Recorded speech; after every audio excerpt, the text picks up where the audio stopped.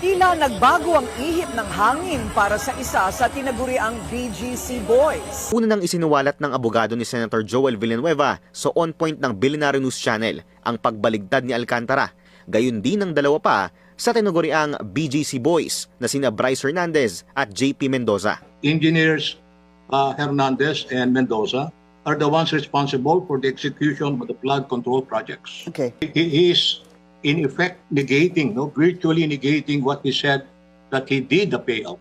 Bryce Hernandez and the other one, JP Mendoza, that they are actually withdrawing the statements that they have given in connection with the case that is the subject of the preliminary investigation, because they have not been admitted, contrary to the undertaking of the Department of Justice officials. They have not been admitted to the witness protection program.